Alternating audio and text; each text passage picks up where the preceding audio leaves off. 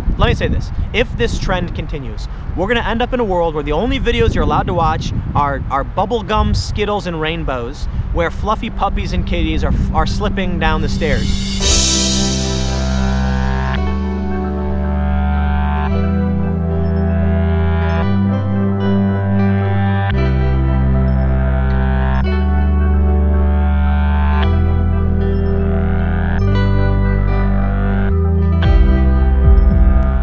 It is beautiful out right now. I am about to start driving, and I can't film while I drive, but I'm heading down to Maryland and then DC. There's a hearing on The Wall tomorrow. Why are you beeping? There's a hearing on The Wall tomorrow, which I'm gonna hope to check out. I'm gonna be meeting up with my friend Cassandra Fairbanks, a very controversial figure to a lot of people. But Cassandra is awesome. She's a good friend of mine, and I will talk to her about her thoughts on The Wall and hopefully go to the Senate hearing, I think it is. It's a hearing of politicians of some sort. I think it's a Senate hearing on The Wall, and it should be interesting. Let's start driving.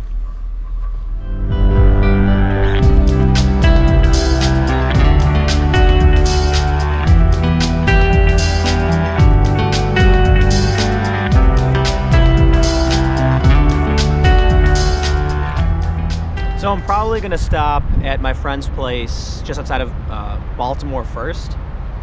But there's something that I wanted to talk about because I don't know if many of you have seen it, but Mike Cernovich did an interview with 60 Minutes. They used a small snippet of it, and then many people started calling for the full interview to be released. So I decided to look through the full interview. I wanted to read it. And there's a few things that stuck out to me that I want to talk about. The first is that there's an argument between Scott Pelley, the journalist for 60 Minutes, and Cernovich about fake news. And it's interesting to read the transcript when the 60 Minutes crew is simply just telling Mike, your stories are fake news, they're fake news. So I'll admit, look, I don't read Mike's website. I don't follow a lot of his content. I know who he is. We've spoken. I've interviewed him.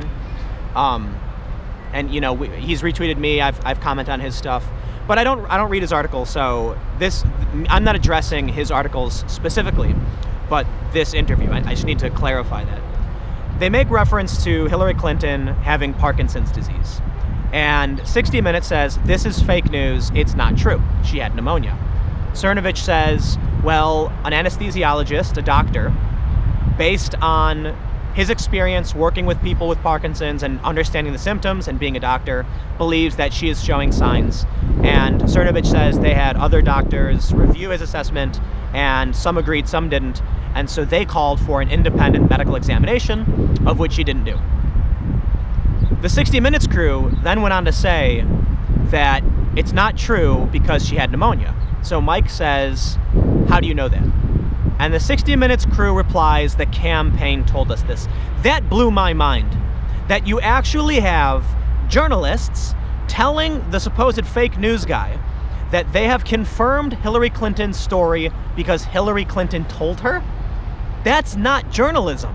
And that blew my mind, that they're doing this story on fake news and they get walked all over. So it's fascinating to see other outlets, Vice, they're doing stories about how fake news is winning. And while I'll admit, I'm much more moderate. I'm not saying Hillary Clinton has Parkinson's, but it is true that there are two different universes going on right now, and it is crazy, absolutely crazy.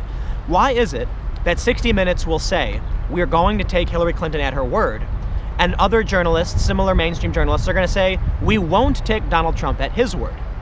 Why would you take either of them at their word? Don't.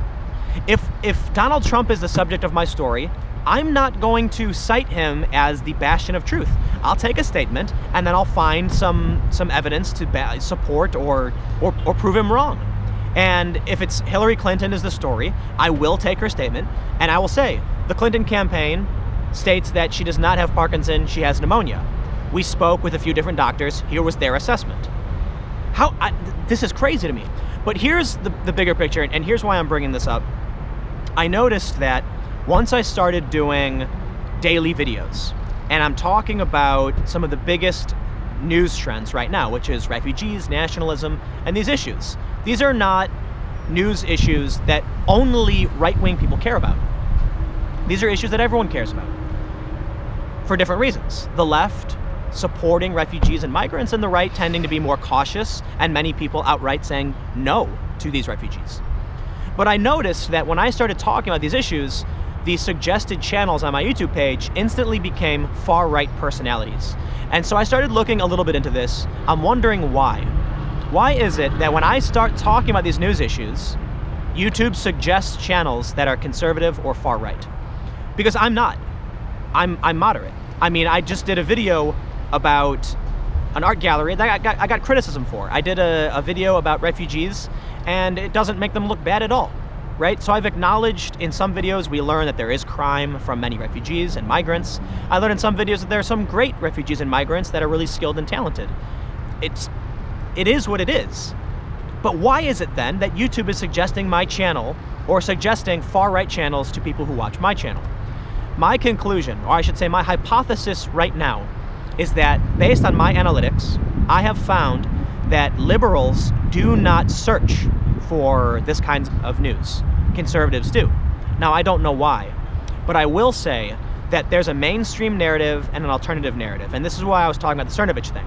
Cernovich mentioned that there were two different universes almost, and that's true.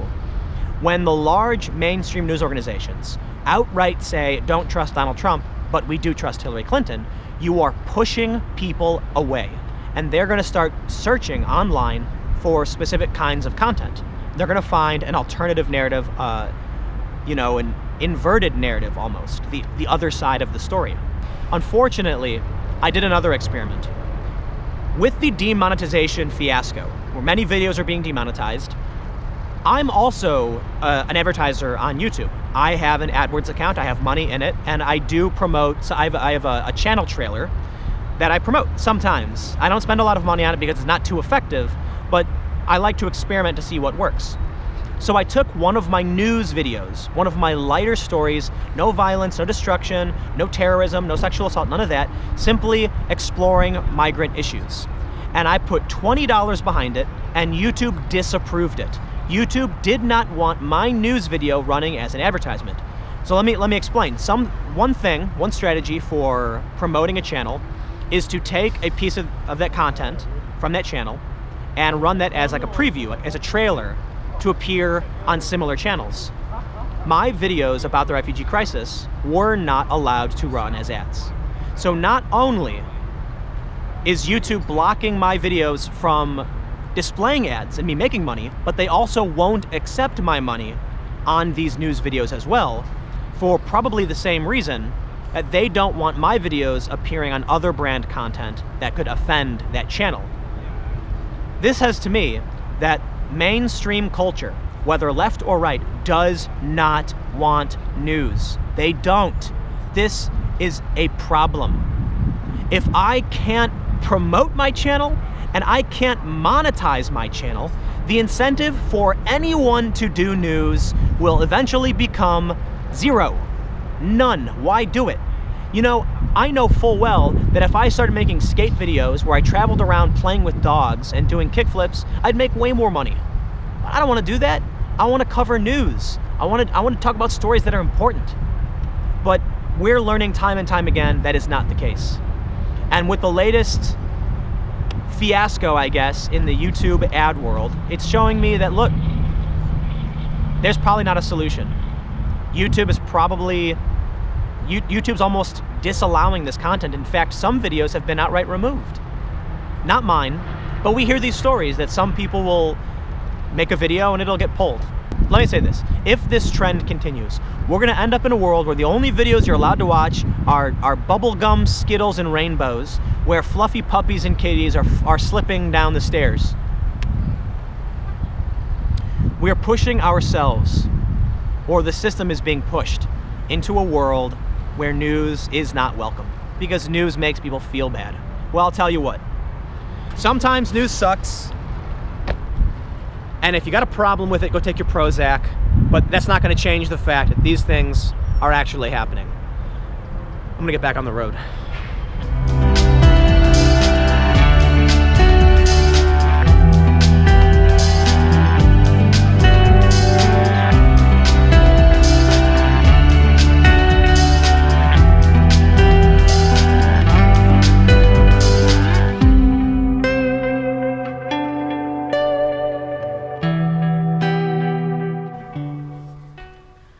So today, mostly a travel day. I just drove down from New York to DC. I'm just arriving now in DC. I'm going to be hanging out with Cassandra. I mentioned this all earlier. And, you know, for the most part, I stopped in Baltimore, hung out with a friend for a little bit. Nothing too exciting. But tomorrow should be much more exciting because there's some Senate hearings, and Cassandra and I are going to go down to check out some politicians. And I don't know what she has planned, but I know that she has some things planned. And then we can talk to her about some other stuff. So thanks for hanging out and watching this video. Make sure to follow me on Twitter and Instagram at Timcast. Click the like button. It really does help. Comment below. Let me know what you think. And always subscribe for more videos like this. I will see you all tomorrow.